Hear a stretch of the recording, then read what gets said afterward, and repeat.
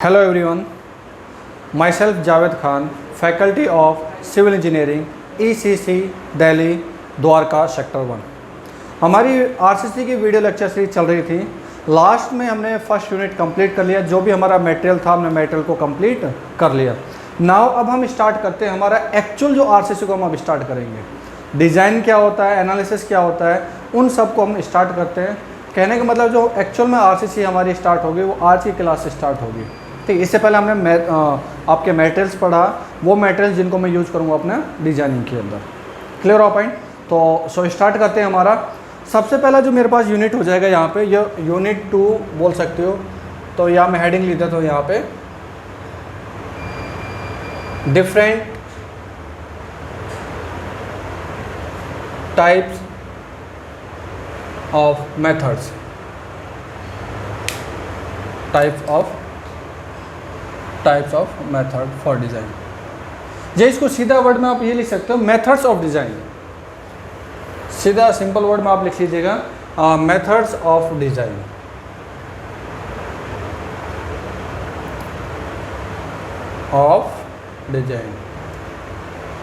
या इसको दूसरा वर्ड बोल सकते हो डिज़ाइन फिलोसफी। क्या बोल सकते हो? Design philosophy. आरसीसी के स्ट्रक्चर्स को डिज़ाइन करने के लिए बेसिकली मेरे पास 2 मेथड होते हैं, जिनको मैं यहाँ पे डिस्कस करूँगा। और नॉर्मली हमारे पास 3-4 मेथड जनरली हमारे होते हैं, बट हम अपनी क्लास के अंदर जो डिस्कस करेंगे वो हमारे 2 मेथड होंगे, सबसे इंपॉर्टेंट मेथड होंगे। सबसे पहला आपने वर्ड सुना होगा, वो था आपका working stress method.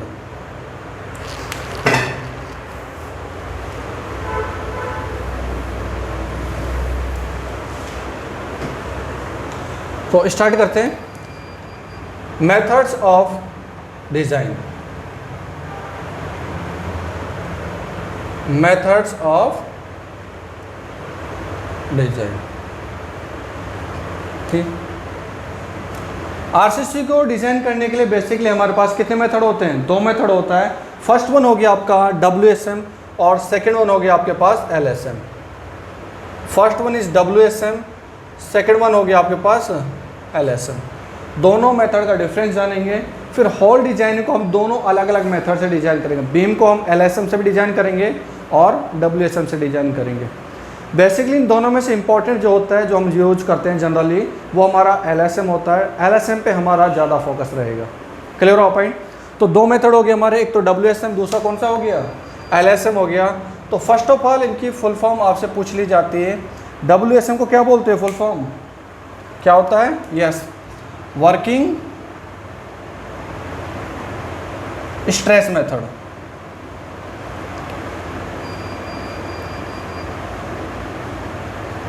Second one क्या हो जाएगा आपका? LSM, limit state method. Limit state method basically 2 method होते हैं। फर्स्ट ऑफ ऑल हम दोनों का डिफरेंस जान लेते हैं कि WSM मेथड क्या होता है, लिमिट स्टेट मेथड आपका LSM क्या होता है इनका। तो यहाँ पे लिख सकते हो difference between WSM and LSM। तो मैं स्टार्ट करता हूँ WSM से। मैं एक साइड लिख लेता हूँ WSM और इस साइड में लिख लेता हूँ LSM। ठीक है, LSM और WSM का थोड़ा सा डिफरेंस देखेंगे। इसके बाद LSM में कंटिन्यू करूँगा अपनी डिजाइनिंग में। ठीक है, LSM को यहीं से मैं क्या कर दूंगा? कंटिन्यू कर दूंगा। जब LSM की ख़त्म पूरी डिज़ाइन हो जाएगी, बीम की, स्लैब की, कॉलम की, फुटिंग की, देन आफ्टर वापस आऊँगा मैं किसकी डिज़ाइन लेके? WSM को। अभी बस इनका दोनों को क्या कर रहा हूँ मैं? कंपेयर कर रहा हूँ। सबसे पहला पॉइंट आएगा WSM, फुल फॉर्म क्या होता है? Working stress method. क्लियर हो पॉइंट? और LSM लिमिट स्टेट मेथड। तो फर्स्ट ऑफ ऑल यहाँ पे आएगा, ये आपका क्या होता है? ओल्ड मेथड होता है। कौन सा मेथड हो गया आपके पास? ओल्ड मेथड हो गया, या इसको ट्रेडिशनल मेथड बोल सकते हो। Traditional method. ठीक है, क्लियर हो पॉइंट? ये सबसे पहला जो मेथड मेरे पास आया था वो कौन सा आया था? WSM मेथड आया था। पहले मैं जब डिज़ाइन करता था WSM मेथड से डिज़ाइन करता था। नाउ एंड डेज में डिज़ाइन करता हूँ किससे? LSM से। क्लियर हो पॉइंट? ऐसा क्यों हुआ? ऐसा बिल्डिंग के अंदर जो वो मैं बताऊंगा आगे, जैसे जैसे इनको एक्सप्लेन करता जाऊंगा। और अब हम कौन कौन से स्ट्रक्चर्स को WSM के अकॉर्डिंग ही डिज़ाइन करते हैं उनको मैं डिस्कस करूँगा आगे। ठीक है। सेकंड पॉइंट, अगर मैं लोड की बात करूँ WSM में, तो WSM में जो लोड लेके चलता हूँ वो लोड होता है आपका सर्विस लोड या वर्किंग लोड। उसको आप सर्विस लोड बोल सकते हो या आप क्या बोल सकते हो, वर्किंग लोड बोल सकते हो। क्लियर हो पॉइंट, कोई दिक्कत। नेक्स्ट वन आता है यहाँ पे फैक्टर ऑफ सेफ्टी।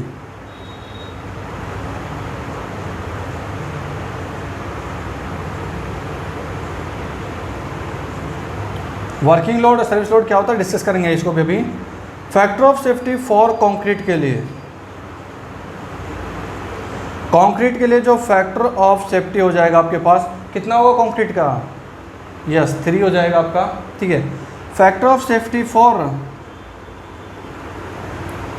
स्टील के लिए कितना हो जाएगा फैक्टर ऑफ सेफ्टी, वो हो जाएगा आप 1.8 में मान के चलता हूँ राउंड अप में, बेसिकली वेरी करता है 1.78 टू 1.82, तो राउंड अप में मैंने कितनी वैल्यू ले लिया 1.8। तो यहाँ से जो स्ट्रेस निकलेगा उसको बोलता हूँ मैं परमिसिबल स्ट्रेस।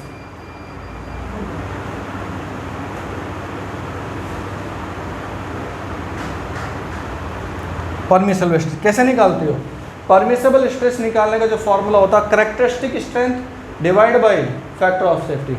कंक्रीट के केस में कैरेक्टरिस्टिक स्ट्रेंथ क्या था, कैरेक्टरिस्टिक स्ट्रेंथ ऑफ कंक्रीट क्या था, लास्ट में पढ़ा था हमने FCK divide by factor of safety कितना आपका, या पहले फॉर्मूला लिख देता हूँ फैक्टर ऑफ सेफ्टी।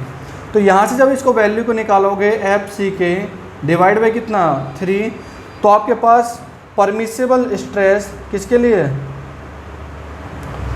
कंक्रीट के लिए परमिसिबल स्ट्रेस फॉर कंक्रीट, तो वैल्यू हो जाएगा आपके पास 0.33 FCK। तो ये डाटा आपको याद रखना जब हम WSM की डिज़ाइन करेंगे आगे जाके। क्लियर हो पॉइंट, आगे बढ़े। नाउ ऐसे में आगे करता हूँ किसके लिए, जब स्टील का निकालता हूँ permissible stress,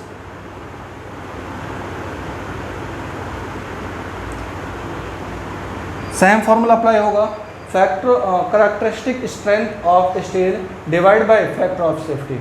characteristic strength of steel मेरे किससे डिनोट करता हूँ मैं, FI से, लास्ट में बताया था आपको FI से डिनोट करता हूँ कैरेक्टरिस्टिक स्ट्रेंथ ऑफ स्टील। और FI की कौन सी वैल्यू लेके चलता हूँ, लोअर एंड स्ट्रेस का जो वैल्यू होती है उसी को मैं बोलता हूँ characteristic strength. Factor of safety 1.8 से जब आप इसको डिवाइड करोगे तो वैल्यू कितनी आ जाएगा आपके पास,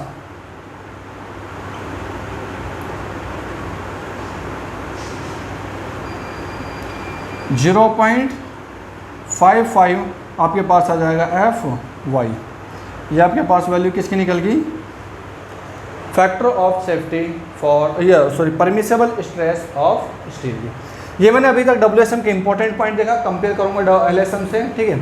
सबसे पहले मैंने क्या पढ़ा, WSM मेरा पास बहुत पुराना, सबसे ओल्ड और सबसे पुराना जो मेथड होता है वो होता है आपका WSM के अंदर जो लोड लेके चलता हूँ, लोड कौन सा होता है आपका, वो होता है आपका सर्विस लोड या उसको बोल सकते हो आप working load.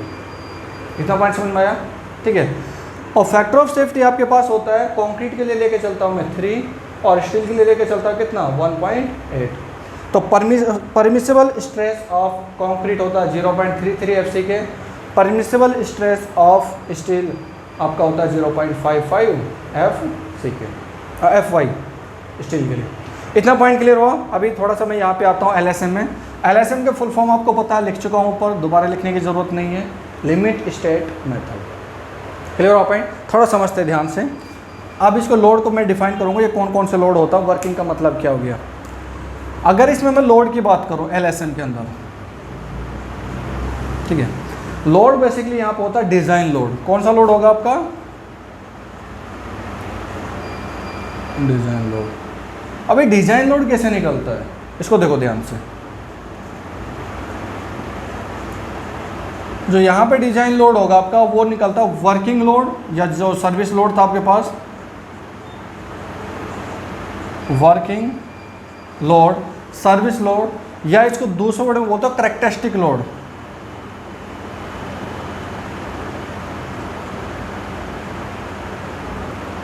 Multiply factor of safety, partial load factor लिख देता हूँ मैं। जो factor of safety of load का होगा उसको मैं सीधा लिख देता हूँ लोड फैक्टर। अगर क्वेश्चन में लोड फैक्टर गिवन दे दिया तो ठीक है, आप उतना लेके चलोगे। अगर गिवन नहीं दिया तो आप कितना लेके चलोगे? 1.5 क्या कर लोगे आप? कंसिडर कर लोगे as a load factor. Point clear हुआ? कोई दिक्कत? चलिए आगे बढ़ते हैं, समझते हैं वापस आऊँगा उस पर। ये होते क्या एक्चुअल में, वर्किंग लोड क्या होता है, डिज़ाइन लोड का मतलब क्या हो गया, ऐसा क्यों कर रहा हूँ, उन सबको मैं डिस्कस करूँगा। बस अभी मैं कुछ पॉइंट लिख देता हूँ यहाँ पे, ठीक है।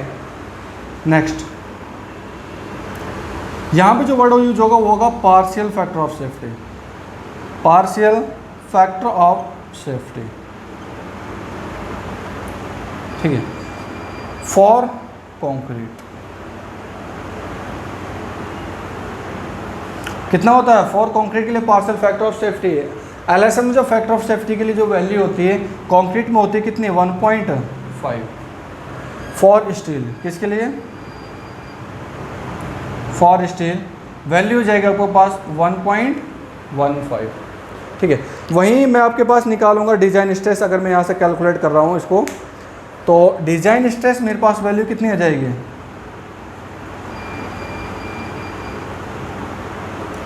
एक्चुअली डिज़ाइन स्ट्रेस जो होते हैं यहाँ पे थ्योरेटिकल डिज़ाइन स्ट्रेस होती है। इसको मैं थ्योरेटिकल वर्ड मेंशन कर देता हूँ, आगे बताऊँगा ये थ्योरेटिकल क्यों। जब मैं एनालिसिस समाऊंगा ना तब एक्चुअली डिफाइन करूँगा इसको। तो यहाँ पे कंक्रीट के केस में थ्योरेटिकल डिज़ाइन स्ट्रेस होगा वही मतलब सेम रहेगा आपके पास FCK डिवाइड बाई 1.5। तो वैल्यू आपके पास जो स्ट्रेस की वैल्यू आएगी थ्योरेटिकल डिजाइन स्ट्रेस की जो वैल्यू आएगी वो वैल्यू आ जाएगी आपके पास कितनी? 0.67 FCK। क्लियर हो पॉइंट? कोई दिक्कत? ऐसे जब मैं स्टील की बात करता हूँ तो स्टील के लिए मेरे पास जो डिजाइन स्ट्रेस आती है, ठीक है, डिजाइन स्ट्रेस आपके पास FY डिवाइड बाई 1.15। तो डिजाइन स्ट्रेस ऑफ स्टील वो वैल्यू जाएगी 0.87 FY। ये बेसिकली मैंने डाटा, कुछ इंपॉर्टेंट डाटा आपको लिख दिया जो आप एग्ज़ाम के लिए याद रखोगे। डायरेक्टली बार बार आपके ऑब्जेक्टिव क्वेश्चन यहाँ से पूछे जाते हैं। अब 1 बाई 1 हर एक चीज़ को समझते हैं। यहाँ तो मैंने क्या किया, सबको लिख दिया। अब समझते ध्यान से। देखो, लोड किसकी बात कर रहा है? वर्किंग लोड या सर्विस लोड। वर्किंग लोड और सर्विस लोड, लेकिन एलएसएम किसकी बात कर रहा है? डिज़ाइन लोड की। थोड़ा डिफरेंस देखो, वर्किंग लोड या सर्विस लोड का मतलब होता है वर्किंग कंडीशन में या एक्चुअल कंडीशन में आपका डेड लोड और लाइव लोड कितना आ रहा था, वो हो गया आपका वर्किंग लोड। नहीं समझा? प्रैक्टिकल समझते। देखो बिल्कुल प्रैक्टिकल समझो। एक समझाने के लिए मैं एक थोड़ा प्रैक्टिकल एग्जांपल ले लेता हूँ, ठीक है। उसको कोशिश करने से लिंक करने की, आप इजीली समझ जाओगे। आपके फॉर एग्जाम्पल आपको अपना घर बनाना है। आपको क्या बनाना है? अपना घर बनाना है। और आपके घर में 5 मेंबर है। कितने मेंबर है? 5 मेंबर है। तो आप जब घर डिज़ाइन करोगे तो 5 मेंबर के अकॉर्डिंग डिज़ाइन करोगे। 5 मेंबर का जो लोड आएगा उसके अकॉर्डिंग रिक्वायरमेंट फर्नीचर्स हो गया आपका, उसके अकॉर्डिंग जो भी चीज़ें होंगी आपने क्या किया, उसको डिज़ाइन कर लिया 5 लोगों को, ठीक है। तो फॉर एग्जांपल फिर क्या होता है, कभी आपने जैसे घर बना लिया, आपने पार्टी दी, आपका मेहमान आपके घर पे आ गया। बिल्डिंग को कितने लोगों के लिए बनाया था? 5 लोगों के लिए। और छठा कोई पर्सन आ रहा है, फिर क्या होगा? या तो आप क्या बोलो, एक बंदे को बोलोगे भाई तू बाहर जा, ताकि उस बंदे को मैं अंदर लेके आए। क्योंकि मैंने जो डिज़ाइन लोड कंसिडर किया, ओनली लोड की तरह मैं बात कर रहा हूँ, बाइक के फैक्टर को मैं नेगलेक्ट मान रहा हूँ। जो मैंने लोड माना 5 लोगों के लिए माना, 5 लोगों का स्ट्रक्चर बियर कर लेगा, तो छठा बंदा यहाँ बिल्डिंग में नहीं आ सकता। या तो एक को जाना पड़ेगा बाहर, या उसको बोलना पड़ेगा तो बिल्डिंग के बाहर ही रुक, हम बाहर आते हैं तुमसे मिलने, ठीक है। तो क्या ऐसे कोई बिल्डिंग में रहना पसंद करेगा? इसी के कंपेयर में दूसरा क्या हो गया? Factor load. देखो ध्यान, ये क्या था? वर्किंग। आज के टाइम पे जो लोग थे उन्हीं के अकॉर्डिंग मैंने स्ट्रक्चर को क्या कर दिया? डिज़ाइन किया। वहीं पाया एलएसएम बोला नहीं, मैं आज के टाइम पे क्या करता, 5 लोग हैं, इन फ्यूचर इनकी पॉपुलेशन बढ़ेगी, शादी वगैरह होगी, तो ये लोग कितने होंगे? 8 भी हो सकते हैं, 10 भी हो सकते हैं, 12 भी हो सकता है, ठीक है। तो ऑब्वियसली बात, मैंने क्या किया, पहले से एक फैक्टर मान लिया। आज के टाइम पे 5 हैं, इन फ्यूचर ये 10 लोग होंगे, ठीक है। तो पहले से मैं क्या कर दिया, एक फैक्टर से मल्टीप्लाई कर दिया, तो वो जो एक्स्ट्रा फैक्टर लेके चला उसको बोलता मैं लोड फैक्टर। क्लियर हो पॉइंट? बेसिकली लोड फैक्टर की वैल्यू कितनी होती है? 1.5। अगर क्वेश्चन में गिवन नहीं दिया, ऑब्जेक्टिव पूछ लेता है डिज़ाइन लोड निकालो, वर्किंग लोड आपको दे देगा 1000, और लोड फैक्टर कितना हो गया? 2, तो सीधा 2 से मल्टीप्लाई करना पड़ेगा। अगर उसमें नहीं दिया मेंशन लोड फैक्टर, तो आप लेके चलोगे 1.5। आई थिंक यहाँ तक कोई दिक्कत नहीं, डिफरेंस समझ में आया होगा। 5 लोगों के लिए डिज़ाइन करे, बस 5 के लिए स्ट्रक्चर बना दिया। आप डिज़ाइन करने से पहले एलएसएम ने क्या बोला, नहीं मुझे फ्यूचरिस्टिक सोचना है, फ्यूचर के बारे में सोचना है। फ्यूचर में ये लोग क्या होंगे, 10 लोग होंगे, तो 10 लोगों का पहले से लोड कैलकुलेट कर लिया, ताकि लोड की वजह से मेरे स्ट्रक्चर में कोई भी फेलियर, कोई भी प्रॉब्लम ना आए। पॉइंट समझ में आ रहा है, डिफरेंस समझ में आया दोनों में। तो ऑब्वियसली बात है, इन दोनों में प्रीफर किसको करोगे आप? तो ऐसे प्रीफर करोगे ना जो स्ट्रक्चर आपके फ्यूचर के लिए क्या हो, अच्छा हो, फ्यूचरिस्टिक हो, फ्यूचर में उसमें काम आए। क्लियर हो पॉइंट? दोनों में डिफरेंस समझ में आया, कोई दिक्कत? आगे बढ़ते हैं। नाउ अब फैक्टर ऑफ सेफ्टी, ये बोलता है लोड, तो इसने बोला ठीक है मैं 5 पे ले लूँगा। अब स्ट्रक्चर को तो सेफ रखना है, और जो पहले WSM से जो स्ट्रक्चर बना करते थे भाई वो भी तो सेफ हुआ करते थे। ठीक है, यहाँ पे देखो क्या हुआ था, उसने बोला कि फॉर कंक्रीट के लिए फैक्टर ऑफ सेफ्टी कितना लिया, 3। इसके लिए स्ट्रेस कितना लिया, 1.8। इसमें फैक्टर ऑफ सेफ्टी दोनों में क्या हो गया, ज़्यादा ले गया एज कम्पेयर टू यहाँ पे फैक्टर ऑफ सेफ्टी क्या हो गया, कम हो गया। मतलब क्या है इनका, वैल्यू तो आप याद कर लोगे, वैल्यू ठीक है सर ने बढ़ाया, फैक्टर ऑफ सेफ्टी कंक्रीट का 3 होता है और फैक्टर ऑफ सेफ्टी स्टील का कितना होता है, 8 होता है। यहाँ पे जब LSM की बात होती है, partial factor of safety concrete का 1.5 होता है, स्टील का कितना होता है, 1.15 हो गया। मतलब क्या है इनका, कहना क्या चाहते हैं, इधर देखो ध्यान से, इसको प्रैक्टिकल समझने की कोशिश करना, बहुत अच्छे तरीके से समझाऊंगा, बिल्कुल प्रैक्टिकल एग्जाम्पल लेके। और पहले मैं बनाता हूँ एक डायग्राम, या दिखाई दे रहा होगा सभी को, ठीक है, यहीं पे मैं बना रहता हूँ। इवन यहाँ पे आपको क्लियर दिखाई देगा, मैं छोटा सा डायग्राम इधर बना देता हूँ ताकि थोड़ा सा और अच्छा हो जाए।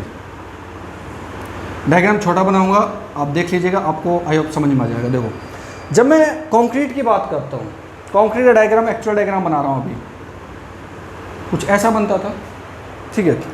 और कंक्रीट के अंदर मैक्सिमम से मैक्सिमम स्ट्रेस यहाँ तक कंक्रीट बियर कर सकती थी। यही तो होता था आपके पास, क्या एफ, ठीक है, मैक्सिमम से मैक्सिमम कंक्रीट यहाँ तक बियर कर। जैसे इसके बाद स्ट्रेस आया तो स्ट्रक्चर क्या हो जाता है आपका, फेल हो जाता है। फ्लोर पर मैक्सिमम कैपेसिटी स्ट्रेस को बियर करने की। तो ये बोलता है कि मुझे क्या करना है ना, एक ऐसा फैक्टर ऑफ सेफ्टी मैं लेके चला हूँ, ये IS कोड ने दिया है, ये 3 क्यों हुआ, ये IS कोड ने दिया है, ठीक है। तो उसने बोला कि मुझे जो लेके चल रहा हूँ, ये बोलता है कि नहीं मैं सिर्फ और सिर्फ इतने को डिज़ाइन करूँगा, इतने ही स्ट्रेस पे क्या करूँगा, अपने स्ट्रक्चर को डिज़ाइन कर दूँगा। WSM बोलता है मैं सिर्फ इतने पे डिज़ाइन करूँगा, और यहाँ पे जो वैल्यू आएगी वो वैल्यू होगी 0.33 F, ठीक है। बोला कि ठीक है। अब क्वेश्चन वर्ड है भाई तुमने इतना ही क्यों लिया, ठीक है। जब तुम्हारा स्ट्रक्चर यहाँ तक सेट है, वो बोलता है इन फ्यूचर हो सकता है कैलकुलेशन में कोई प्रॉब्लम हो जाए, इन फ्यूचर लोग आ जाए, कोई भी चीज़ वैसे लोड आ जाए, स्ट्रेस मेरी वैल्यू यहाँ तक भी आएगा तो भी स्ट्रक्चर सेफ है क्या, यहाँ तक भी आएगा तो भी स्ट्रक्चर क्या है आपका, सेफ है, यहाँ तक भी आएगा तो भी स्ट्रक्चर क्या है आपका, सेफ है, अल्टीमेट यहाँ तक भी रहेगा तब भी स्ट्रक्चर क्या है आपका, सेफ है। तो सेफ यहाँ से लेके यहाँ तक का जो क्राइटेरिया है ना, सारा का सारा बोला है सेफ्टी क्राइटेरिया के अंदर रख लिया मैंने, ताकि मेरा स्ट्रक्चर किसी भी तरह से फेल ना हो। पॉइंट समझ में आ रहा है? इसलिए स्ट्रेस की वैल्यू कितना यूज कर रहा है, ओनली डिजाइनिंग के अंदर बोलना है कि 100 की जो वैल्यू थी उसका 33% ही यूज कर रहा है, ठीक है। बाई का मान रहा है कि मैं अपने सेफ्टी के लिए मान रहा हूँ, ठीक है। अभी और प्रैक्टिकल एग्जांपल दूंगा, आई होप इससे आप क्लियर कर पा रहे होंगे चीज़ें। नाउ LSM आता है, ठीक है, कंक्रीट का एग्जांपल ले रहा हूँ मैं। LSM मतलब मैं फैक्टर ऑफ सेफ्टी कितना लेके चल रहा हूँ, 1.5, ठीक है। क्योंकि मैं जो डिज़ाइन करूँगा, मैं डिज़ाइन इस पर करूँगा, इतने स्ट्रेस को लेकर डिज़ाइन करूँगा। यहाँ पे वैल्यू कितनी होगी, 0.67 F, ठीक है, मान के चलो अभी। हालांकि इसके बाद भी कई चीज़ों को मैं आगे जाके लगाऊंगा, इसमें फैक्टर ऑफ सेफ्टी दोबारा भी लगाऊंगा, वो बताऊंगा 2 बार फैक्टर ऑफ सेफ्टी कंक्रीट में क्यों लगता है LSM के कंडीशन में। इधर देखो ध्यान से। नाउ ये इसलिए बोलता है कि मेरे पास यहाँ पे कोई स्ट्रेस आ जाए, यहाँ पे स्ट्रेस आ जाए, यहाँ पे स्ट्रेस आ जाए, अल्टीमेट यहाँ तक स्ट्रेस आ जाएगा तब भी तो मेरा स्ट्रक्चर सेफ है, ठीक है। तो सेफ्टी क्राइटेरिया सिर्फ इतना लेके चलता है।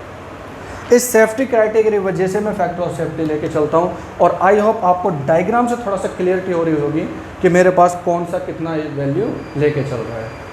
क्लियर ऑफ पॉइंट, कोई दिक्कत, कोई कन्फ्यूजन, ठीक है। सेफ्टी पॉइंट ऑफ व्यू से अगर बात करूँ तो मेरा WSM क्या होता है, बहुत अच्छा सेफ होता है। तो स्ट्रेस की वैल्यू कितना ले रहा है, ज़्यादा, इतना ले रहा है।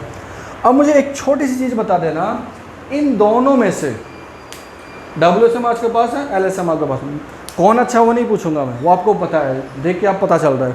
इन दोनों में से इकोनॉमिकल कौन सा होगा, सस्ता कौन सा होगा। अगर कोई बिल्डिंग, सेम बिल्डिंग आप डिज़ाइन कर रहे हो किससे, WSM से, अगर उसी बिल्डिंग को आप सेम डिज़ाइन करो किससे, LSM से, इकोनॉमिकल इन दोनों में से कौन सा होगा, कौन सा होगा, यस, कौन सा होगा, LSM इकोनॉमिकल होगा। क्यों होगा इसको समझो ध्यान से। देखो पहले प्रैक्टिकल एग्जाम्पल से समझता हूँ मैं, बहुत अच्छा समझ में आएगा।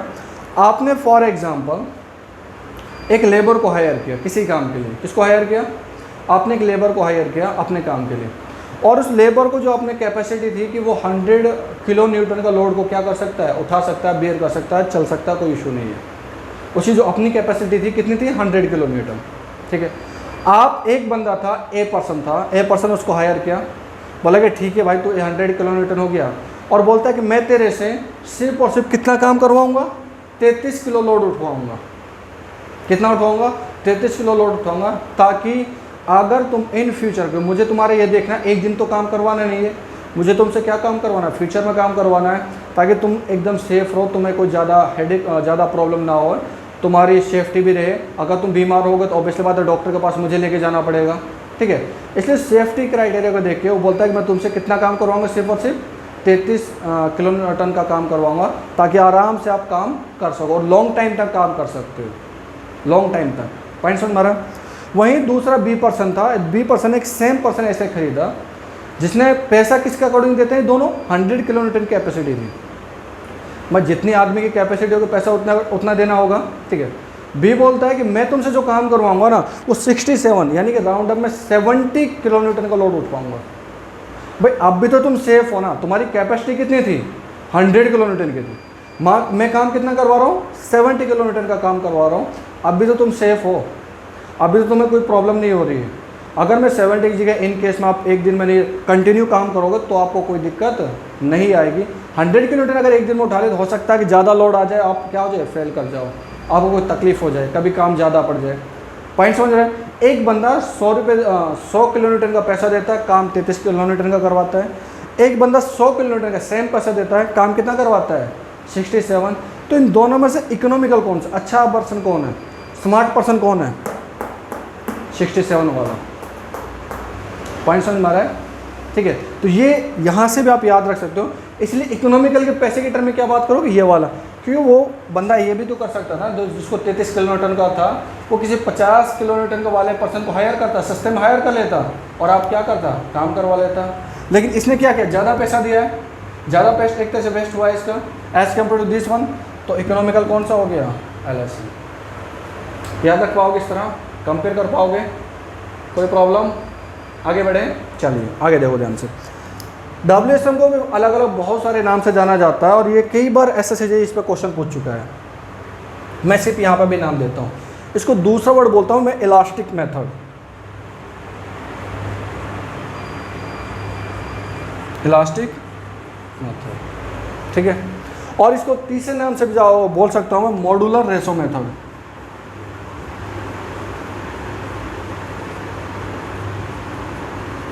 चौथे नाम से बोलता हूं मैं, Hooke's law approach.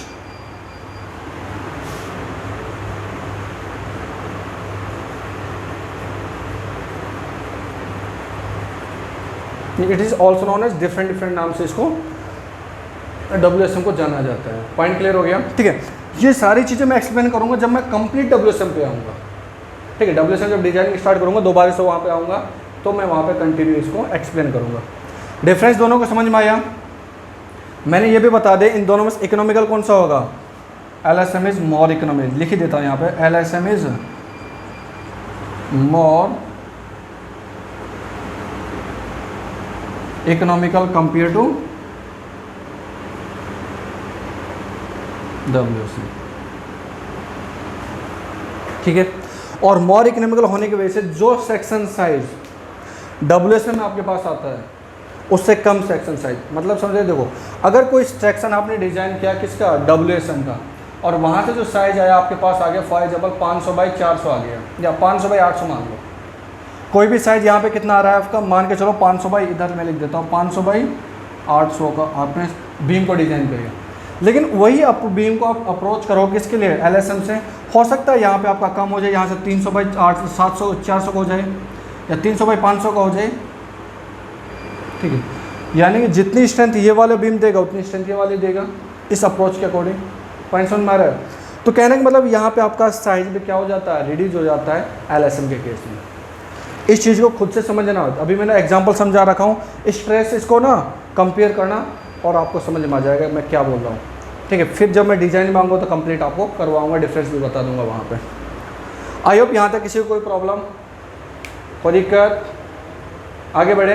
Now LSM मैंने कंप्लीट किया यहाँ पे, और LSM मेरा भी यहाँ से मैंने क्या कर दिया, इसको स्टार्ट कर रहा हूँ पूरे स्ट्रक्चर में। अब क्या करूँगा, मैं इसको आगे आगे यूज करूँगा। LSM में यहाँ से कंटिन्यू मेरा स्टार्ट हो चुका है, ठीक है। चलिए आगे बढ़े। अच्छा एक क्वेश्चन मुझे बता दीजिएगा, एक क्वेश्चन मैं यहाँ पे देता हूँ आपके लिए, एक क्वेश्चन दे देता हूँ, अच्छा क्वेश्चन है।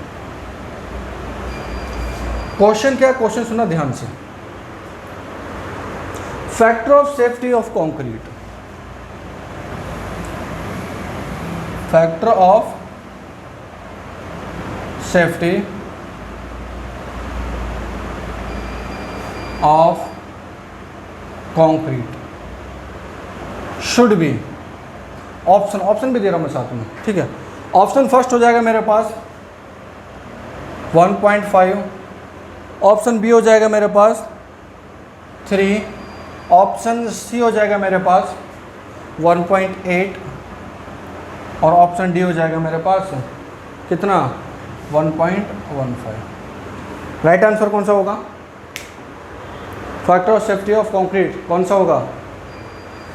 अब मुझे नहीं पता कि क्वेश्चन किसमें से दिया, LSM से दिया कि WSM से, और कभी भी क्वेश्चन में ये मेंशन नहीं होगा कि आप इन LSM से बताओ या इन WSM में बताओ, नहीं देगा क्वेश्चन। आपको क्वेश्चन की लैंग्वेज पकड़नी होगी, ठीक है। इसलिए ध्यान रखना, दोबारा बोला, अच्छा इंपॉर्टेंट गलतियाँ होती है बच्चों से, बहुत सारी बच्चे गलती करते हैं, इनको बोलते हैं सिली मिस्टेक, और सिली मिस्टेक गलतियाँ ऐसी एग्जाम के अंदर बिल्कुल भी अलाउ नहीं होती, ध्यान दो। मैंने आपको बोला फैक्टर ऑफ सेफ्टी, तो आंसर कौन सा हो जाएगा, 3। बच्चे बोलेंगे सर फैक्टर ऑफ सेफ्टी हम तो पढ़ता रहे कंक्रीट कितना होता है 1.5, और आपने भी लिखा फैक्टर ऑफ सेफ्टी कंक्रीट कितना होता है 1.5। ये किसके अंदर होता है, LSM के अंदर, बट क्वेश्चन में तो ऐसा नहीं दिया। आप बोलोगे सर ये क्वेश्चन में थोड़ी मेंशन कर रखा है कि LSM है कि WSM है। तो याद रखना, क्वेश्चन की लैंग्वेज आपको पकड़नी होगी। क्वेश्चन की लैंग्वेज क्या बोलता है, पार्शियल वर्ड कहीं पे मेंशन हो जाए तब बात करना किसकी, LSM की। अगर सीधा फैक्टर ऑफ सेफ्टी बोल दिया जाए तो बात वो किसका, वो क्वेश्चन होगा WSM का। इस तरह आपको अप्रोच लगानी पड़ेगी। सिर्फ लिख दिया factor of safety of concrete, सीधा मतलब किसकी बात हो रही है, WSM की। कहीं क्वेश्चन में मेंशन कर दिया partial factor of safety of concrete, मतलब किसकी बात कर रहा है वो, LSM की। इस तरह अप्रोच लगा लोगे। ध्यान रखना क्वेश्चन के लैंग्वेज पे डिपेंड करेगा, हमेशा क्वेश्चन आपके किसके ऊपर डिपेंड करेगा, क्वेश्चन के लैंग्वेज के ऊपर डिपेंड करेगा। कोई दिक्कत, कोई कन्फ्यूजन, कभी मेंशन नहीं होगा आपको चीज़ अप्रोच वहाँ पे लगानी पड़ेंगी। धीरे धीरे हम स्टार्ट करेंगे तो और डिस्कस करते हुए चले जाएंगे इनको। यहाँ तक आई होप किसी को कोई प्रॉब्लम नहीं होगा। हर एक पॉइंट मैंने एक्सप्लेन कर दिया आपको, हर एक चीज़ मैंने आपको समझा दिया। हाँ एक चीज़ और याद रखिएगा, जो WSM होता है ना, बेसिकली WSM को मैं जनरली यूज करता हूँ आज के टाइम पे। जो भी आपका मास स्ट्रक्चर्स होता है, आपका डैम हो गया, WSM अप्रोच यूज करता हूँ, ठीक है। आपका ये वाला वाटर टैंक हो गया, वहाँ पे क्या करता हूँ मैं, WSM यूज करता हूँ। सिंपल वर्ड, ऐसे स्ट्रक्चर्स जहाँ पे मुझे पैसे बिल्कुल नहीं देखना, इकोनॉमिकल नहीं देखना, मुझे सेफ्टी चाहिए, बहुत ज़्यादा क्या चाहिए, सेफ्टी चाहिए, उस केस में मैं अप्रोच लगाऊँ किसको, WSM में। क्लियर हो पॉइंट। क्योंकि डैम अगर गलती से डैम टूट गया, ख़राब हो गया, तो मतलब कितनी तबाहियाँ होगी, पैसा का तो नुकसान हो गया होगा, और ऑब्वियसली वहाँ पे जो आपके पास एग्रीकल्चर लैंड होगी सारी ख़राब हो जाएगी, पॉपुलेशन जो भी होगी उसको बहुत ज़्यादा हार्मफुल पहुँचेगा, कैजुअलिटीज़ बहुत ज़्यादा हो जाएंगी। तो हमेशा याद रखना, जो मेगा स्ट्रक्चर्स होते हैं जहाँ पर आपको सेफ्टी बहुत ज़्यादा देखनी होती है, ठीक है, उस चीज़ के लिए ओनली आप लेके चलो किसको, WSM को, ठीक है। बाकी जो हमारे स्ट्रक्चर, जो नॉर्मली हमारे स्ट्रक्चर्स होते हैं, बिल्डिंग वगैरह जो हम डिज़ाइन करते हैं, किसके अकॉर्डिंग डिज़ाइन करते हैं, LSM के अकॉर्डिंग हम डिज़ाइन करते हैं।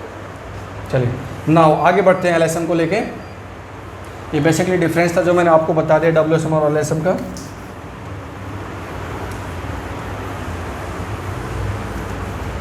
अब LSM के अंदर ना देखो ध्यान से, यहाँ पे LSM की सबसे अच्छी क्वालिटी ये होती है कि LSM को मैं 2 कंडीशन के लिए डिज़ाइन करता हूँ।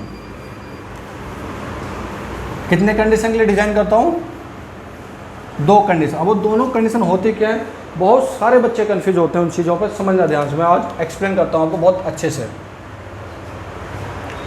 यहाँ पर लिखता limit state method is design for 2 condition,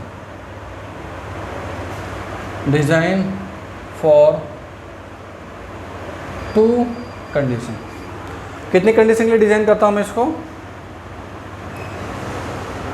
2 condition के लिए डिज़ाइन करता हूँ। इसकी मैं जो पहली कंडीशन होगी, और इधर मैं लिख देता हूँ दूसरी कंडीशन, वो कंडीशन हो जाएगी limit state of collapse.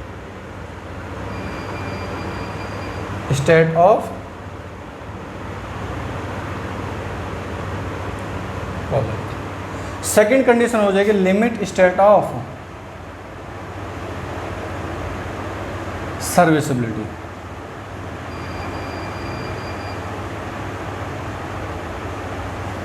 Limit state of serviceability, ठीक है। बहुत बार आपने नाम सुना होगा, लिमिट स्टेट ऑफ कोलैप्स होता है, लिमिट स्टेट ऑफ सर्विसिबिलिटी होती है, लेकिन क्वेश्चन आता है कि आपको पता ही नहीं होता कि होते क्या है एक्चुअल प्रैक्टिकल में इसका क्या यूज है, ठीक है। प्रैक्टिकल में इसका क्या चीज़ है, कोलैप्स का मतलब क्या हो रहा है, कोलैप्स से समझ में आ रही है, वर्ड क्या बोल रहा है, कोलैप्स कर जाना मतलब फेल हो जाना। कॉमन वर्ड में बहुत जगह आपने सुना होगा, ब्रिज आपका कोलैप्स कर गया, बिल्डिंग आपकी कोलैप्स कर गई, रोड आपका कोलैप्स कर गया, मतलब क्या कि सिंपल मान लो कि वो फेल कर गया, क्लियर ऑफ पॉइंट, उसकी सेफ्टी क्या हुई, ख़राब हो गई। लेकिन सेकंड टर्म्स इसके अंदर जो होती है वो होती है सर्विसिबिलिटी। वो क्या होती है, सर्विसिबिलिटी। और सर्विसिबिलिटी का मतलब क्या हो गया, इसको कैसे एक्सप्लेन करोगे, बिल्डिंग के अंदर है, बिल्डिंग की आपकी सर्विसिबिलिटी कैसे ख़राब होती है, कैसे अच्छी होती है, वो 1 बाय 1 डिस्कस करूँगा। तो सबसे पहले मैं आता हूँ किस पे, कोलैप्स के अंदर। कोलैप्स से सिंपल सा मतलब मान लेना फेल हो जाना ड्यू टू लोड की वजह से, किसकी वजह से, लोड की वजह से। अब मैं कोलैप्स के दूसरे में सेफ्टी में बोलता हूँ, तो इसके अंदर मैं चेक डिज़ाइन करता हूँ किसको, design for flexure, design for compression,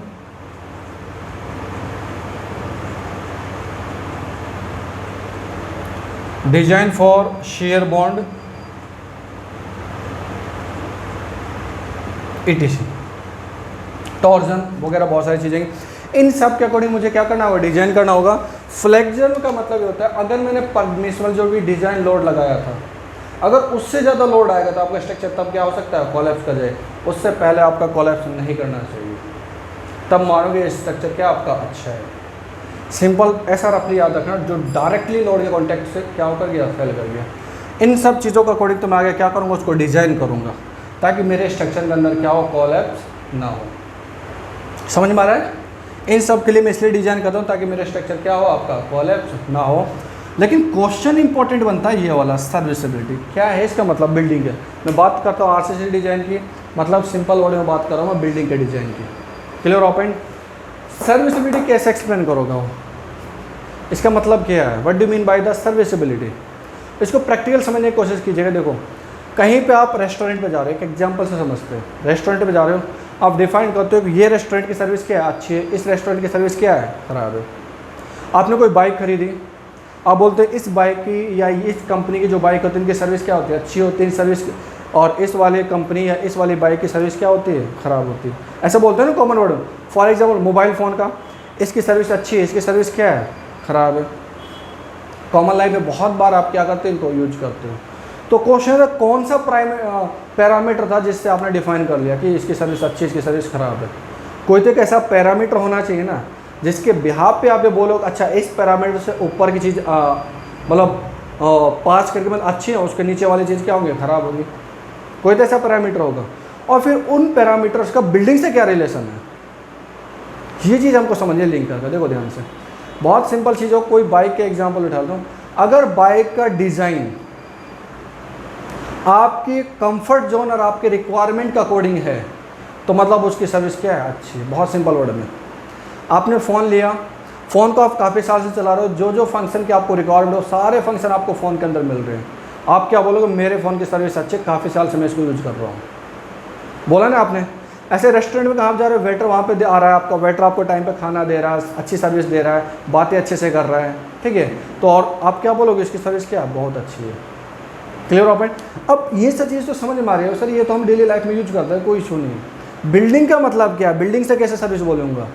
तो बिल्डिंग में क्या होता है, देखो ध्यान से कि बिल्डिंग के अंदर अगर फॉर एग्जांपल आपका क्या हो गया, बिल्डिंग में आपका क्रैक्स जनरेट हो गया, क्या हो गया, अब आपके क्रैक्स हो, बिल्डिंग में बहुत सारे क्रैक्स दिखाई दे रहे हैं, चारों साइड आपको क्या हो गया, बहुत सारे क्या होंगे, क्रैक्स आपको दिखाई दे रहे हैं। बीइंग एन इंजीनियर आपको पता है ये सारे के सारे क्रैक्स क्या हैं, with in A permissible limit.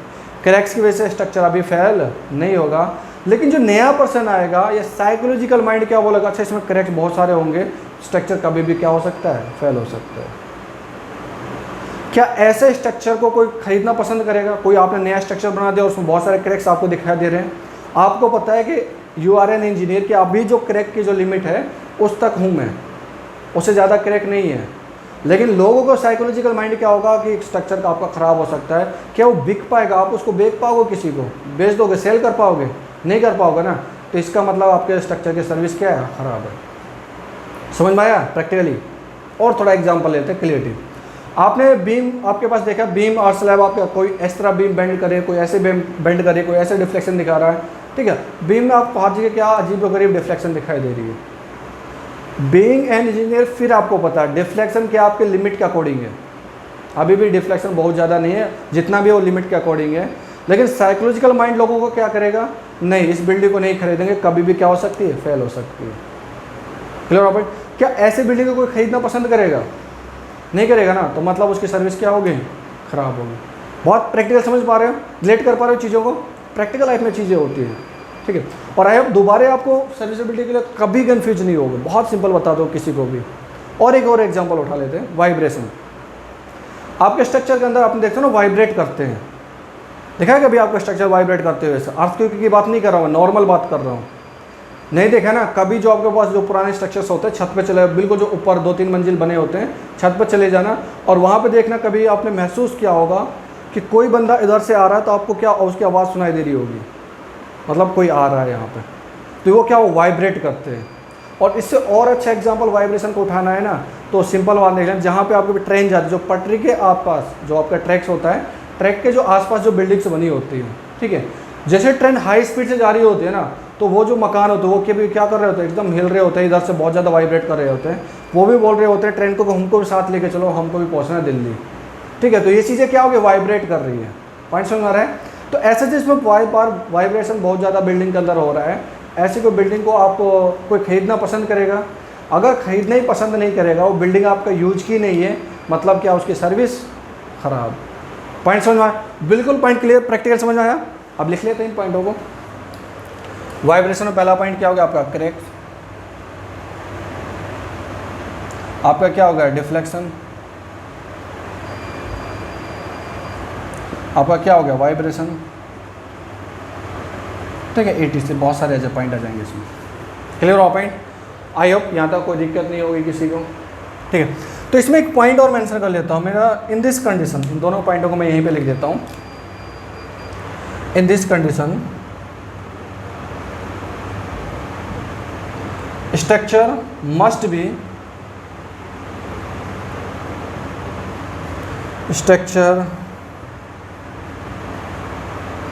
B carried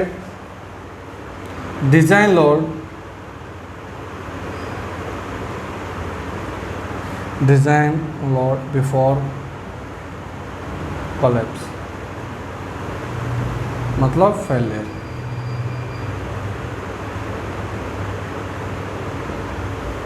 clear हो पॉइंट? कोई दिक्कत? नेक्स्ट इस पॉइंट में लिख लेता हूँ एक point. In this condition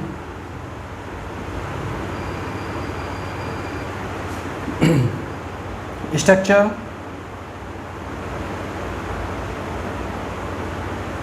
must be safe in crack, deflection, vibration, etc. and the value within a permissible limit.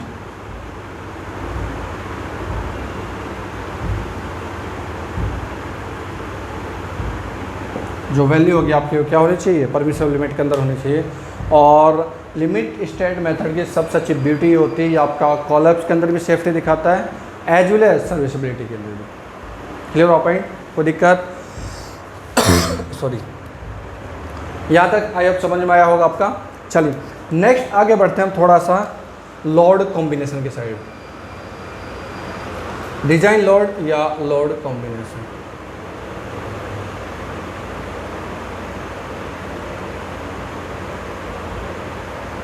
चलिए लोड कॉम्बिनेशन में आपने एक टेबल बना देता हूँ, जो आई एस कोड ने टेबल बनाई है, उसी टेबल को थोड़ा सा मॉडिफाई कर देता हूँ। तो आई एस कोड की जो टेबल है ना, उसको समझ पाना थोड़ा सा डिफिकल्ट आप लोगों के लिए। मैं उसको इवन समझ तो डेफिनेटली उसको भी जाओगे, उसमें कोई इशू नहीं है, लेकिन उसी टेबल को मैं सिंप्लीफाई कर देता हूँ इसमें, ताकि आप बहुत अच्छे से याद रख सको।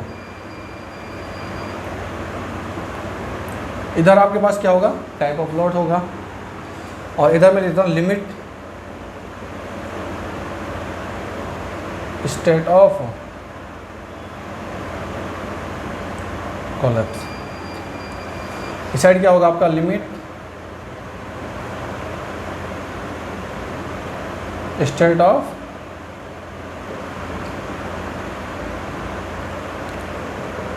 सर्विसिबिलिटी। ठीक है, चलिए देखते हैं ध्यान से कैसी टेबल कैसी बनती है। फर्स्ट मेरे पास आएगा डेड लोड प्लस में लाइव लोड। अगर डेड लोड और लाइव लोड दे दिया, सेकंड में यहाँ पे लिख देता हूँ डेड लोड प्लस में विंड लोड या अर्थक्वेक लोड। पॉइंट समझ में आया। अगेन दोबारा इसी को लिख देता हूँ मैं, डेड लोड प्लस में विंड लोड या अर्थक्वेक लोड, और इसमें मैं लिखता हूँ स्ट्रक्चर या member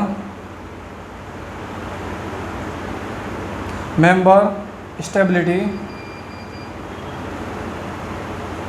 against overturning and sliding,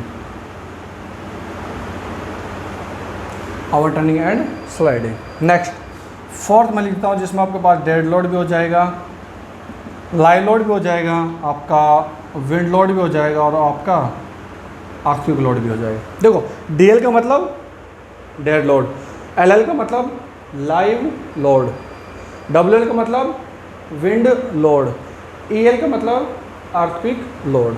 तो लिखने की ज़रूरत नहीं है, आपको वैसे अंडरस्टैंडिंग हो जाएगा। चलिए यहाँ पे मेरे पास लिमिट स्टेट आपका जो लोड फैक्टर होगा 1.5 होगा, डेड लोड के लिए भी रहेगा वो, लाइव लोड के लिए भी रहेगा वो। ठीक है, तो दोनों को कॉम्बिनेशन में यहाँ पे लिख दिया। नाउ अगेन इसमें भी मेरे पास कितना हो जाएगा आपका 1.5 रहेगा लोड फैक्टर। ठीक है, नाउ इसके बाद मेरे पास जो ये वाली कंडीशन होगी ना, जहाँ पे member stability against overturning and sliding के अंदर आ गया, तो यहाँ पे जो वैल्यू है मेरे पास वो थोड़ा सा चेंज हो जाएगा, 0.9 हो जाएगा किसके लिए, फॉर डेड लोड के लिए।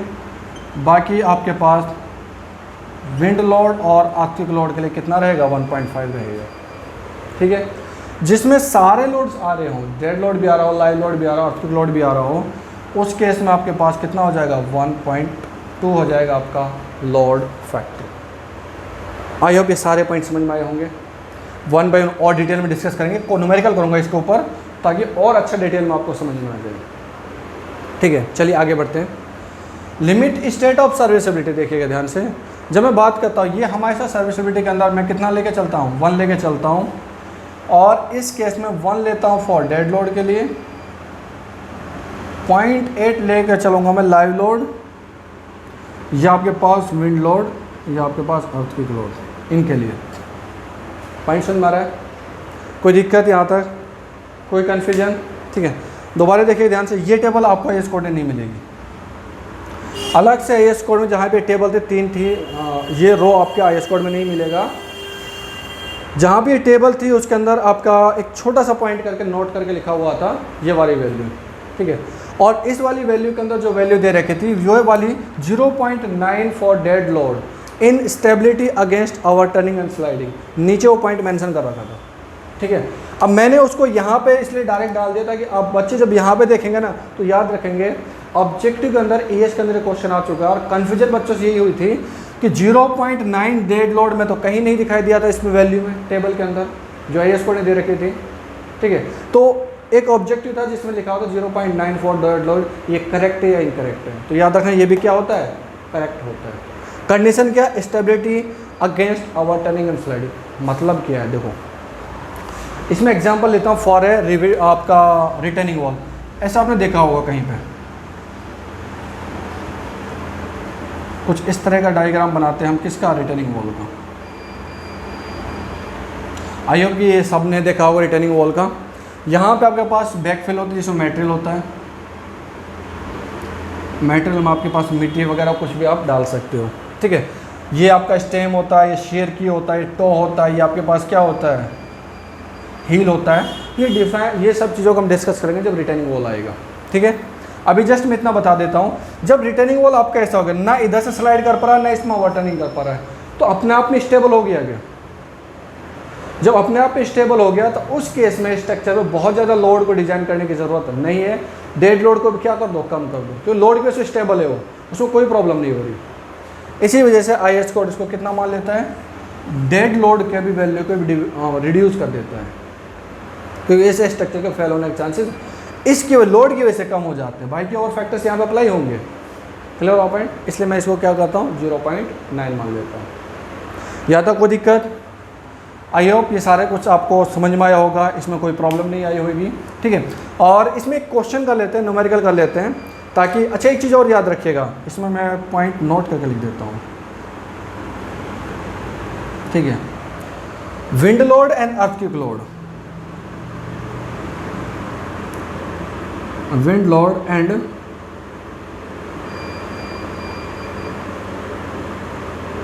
earthquake load should not be considered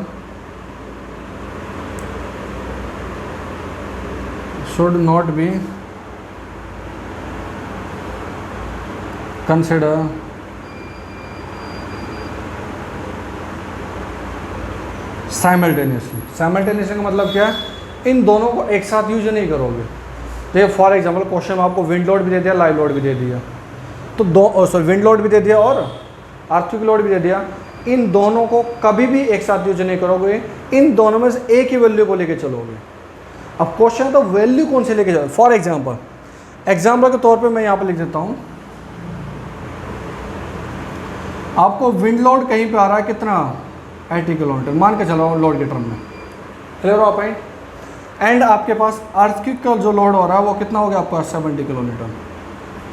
दोनों को नहीं लेके चलोगे, सिर्फ दोनों में से एक को डाटा को लेके चलोगे, और वो उस डाटा को लेके चलोगे जिसकी इंटेंसिटी क्या हो, मैक्सिमम हो या हायर हो। जिसकी इंटेंसिटी क्या हो, हायर हो, आप उसी लोड को अपने डिजाइनिंग के अंदर क्या करोगे, यूज करोगे। अब यहाँ पर जो dead load plus wind load live load की जगह लिख देना सीधा dead load plus wind load, तो विंड लोड की इंटेंसिटी क्या है, ज़्यादा है। पॉइंट समझ में आ रहा है, कोई दिक्कत। और दूसरा ये चीज़ आपको लिखवाई दिया मैंने 0.9 लोड कंसिडर, या इसमें लिख सकते हो 0.9 factor is consider for structure is stable against overturning and sliding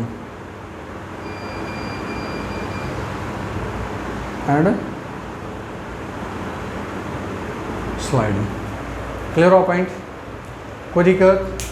आगे बढ़ें, तो ये हमारे पॉइंट आपके आई होप सारे पॉइंट समझ में आए होंगे, इसमें कोई दिक्कत नहीं होगी। तो लिमिट स्टेट का हो गया, इस पर एक न्यूमेरिकल कर लेते हैं, इस पर एक क्वेश्चन कर लेते हैं। मैं एक बार देख लेता हूँ, क्रॉस चेक कर लेता हूँ कुछ चीज़ छूटा तो नहीं अपना।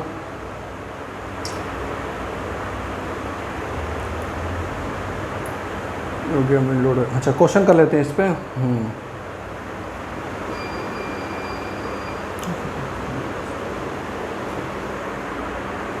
ये मैं रेज कर देता हूँ नाउ। एक क्वेश्चन लिखा हुआ है, क्वेश्चन दिया हुआ है आपके पास, कैलकुलेट द डिज़ाइन लोड। क्या कैलकुलेट करना है आपको, डिज़ाइन लोड कैलकुलेट करना है। इरेज कर देता हूँ पूरे को, just 1 second.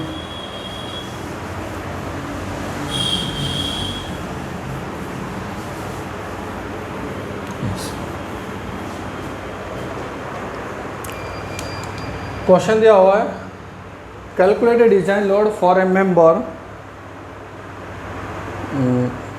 The member is subject to dead load, live load, earthquake load, value दे रखे, calculate design load for under limit state of collapse. Yes, देखो the member is subject to, question लिख देता हूँ मैं, the member is subject to dead load live load, ये question आपका SSC JEE में आ चुका है और यही क्वेश्चन आपके पास आ चुका है गेट के अंदर और यही क्वेश्चन आ चुका है आपका ईएस के अंदर। तीनों में कॉमन क्वेश्चन मिलेगा, dead load, live load and earthquake load.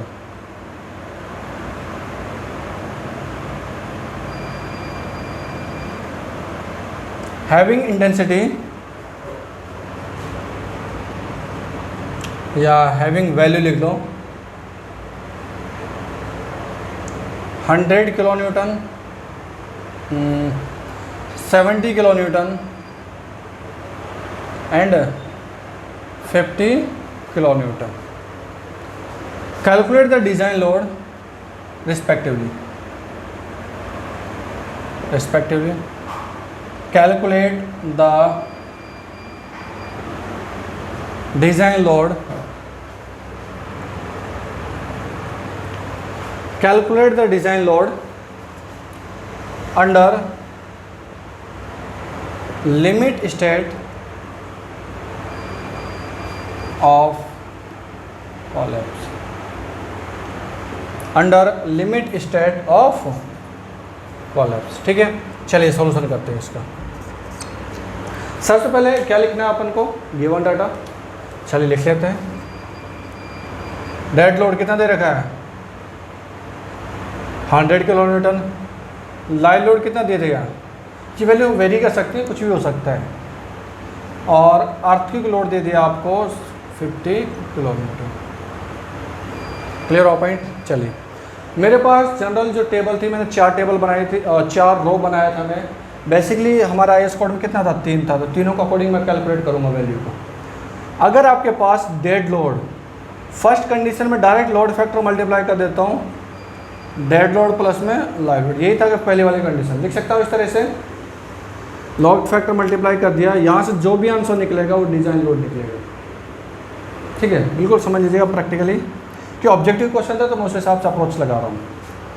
Next आपने देखा होगा तो 1.5 कब था, जब डेड लोड और विंड लोड। इसको आप चाहो ना ऐसा भी लिख सकते हो, बहुत सारी बुक्स में ऐसा मिलेगा, ऐसा नहीं मिलेगा। डिजाइन लोड आपके पास हो जाएगा 1.5 डेड लोड प्लस में 1.5 लाइव लोड, आंसर तब भी सेम ही आना है। ठीक है, सब कुछ एक लेंथ वाइज मिल जाती है सारी। सी कंडीशन था 1.2 कब, जब आपका तीनों चीज़ें मिल जाएं, डेड लोड हो गया, लाइव लोड हो गया आपके पास, हाँ विंड लोड था, अर्थक्वेक लोड था, तीनों चीज़ हो जाए। एक बार वैल्यू निकालते हैं, कैलकुलेट कर लेते हैं। चलिए पुट रख करो यहाँ पे वैल्यू। तो जब वैल्यू आप इसमें पुट करोगे, यहाँ पे आपका कितना हो जाएगा 100 आ जाएगा, लाइव लोड कितना हो जाएगा 70 हो जाएगा। तो 170 को जब आप मल्टीप्लाई करो किससे 1.5 से,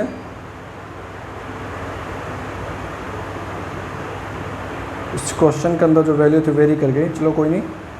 हमारे पास जो वैल्यू थी कितनी थी 170 मल्टीप्लाई 1.5 तो कितना आ जाएगा आपके पास 255।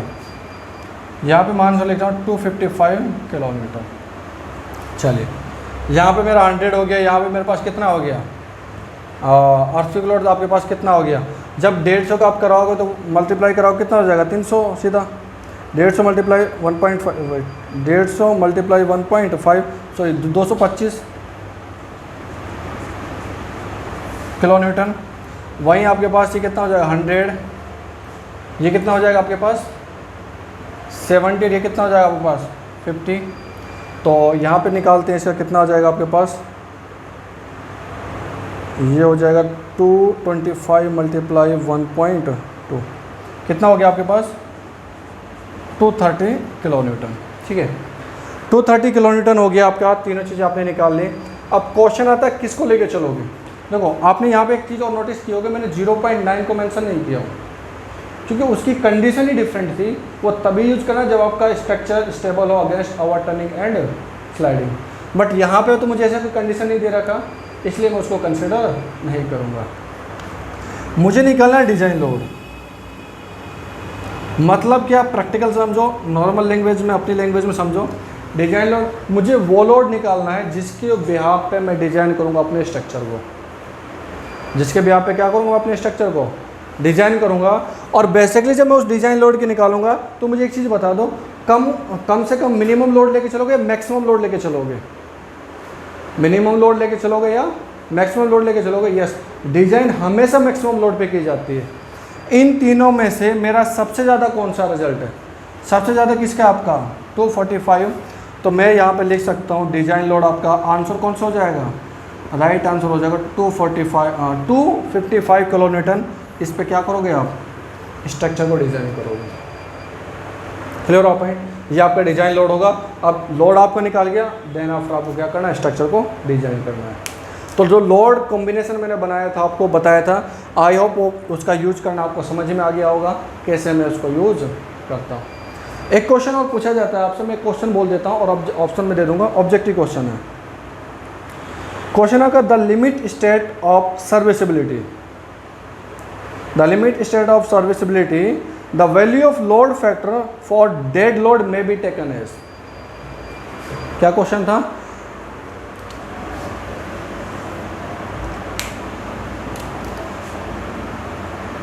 The limit state of serviceability,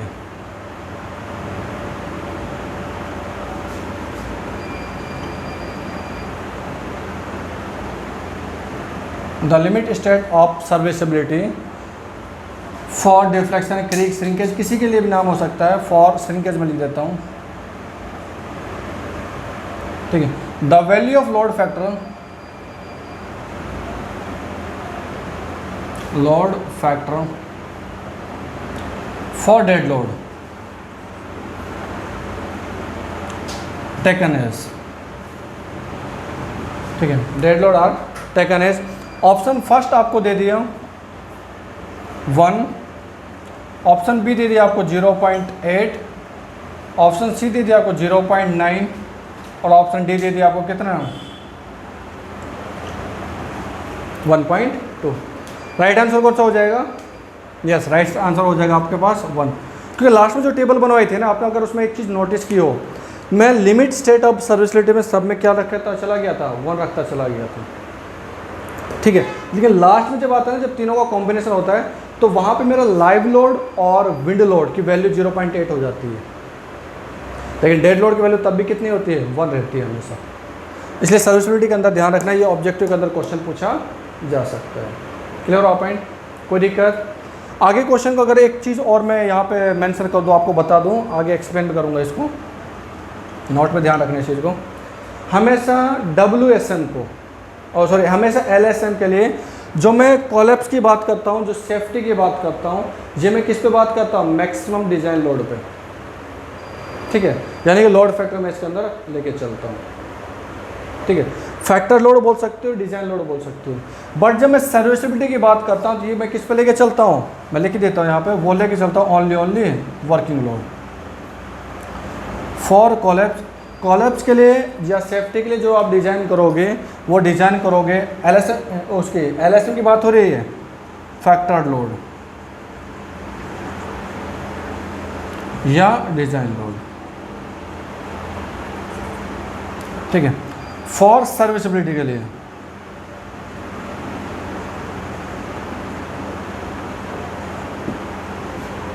ability के लिए जो लेके चलोगे वो लेके चलोगे आप वर्किंग लोड या सर्विस लोड। ठीक है, मतलब क्या? थोड़ा सा देखो ध्यान से, आप कन्फ्यूज हो गए सर क्या लिखवा दिया। कॉलेप्स के लिए जो भी डिज़ाइन लोड था, ये अपने पास लिमिट स्टेट कॉलेप्स का ही था क्या? डिज़ाइन लोड बोल दो, डिज़ाइन लोड को फैक्टर लोड बोल सकते हो, क्योंकि यहाँ पे आपने क्या किया? फैक्टर यूज किया है। ये पॉइंट समझ में आ रहा है? ठीक है, कॉलेप्स के लिए क्या किस पे लोगे आप? फैक्टर पे। बट जो सर्विसिबिलिटी थी, सर्विसिबिलिटी का जो फैक्टर था, लोड फैक्टर कितना था? 1 था क्या? तो इसका ऐसे तो हो गया ना, अगर इसका आप फैक्टर लोड भी निकालोगे,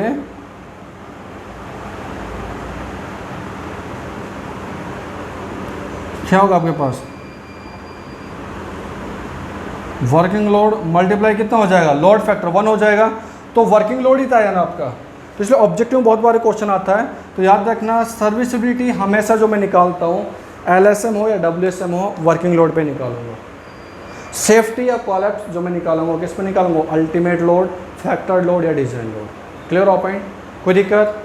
ठीक है, आई होप यहाँ तक आपको सभी को समझ में आया होगा। किसी को कोई भी डाउट है, कोई भी क्यूरियस है, तो आप प्लीज़ कमेंट सेक्शन में पुट कर सकते हो। Thanks for watching, thank you. Sir sir sir इसको देखिए।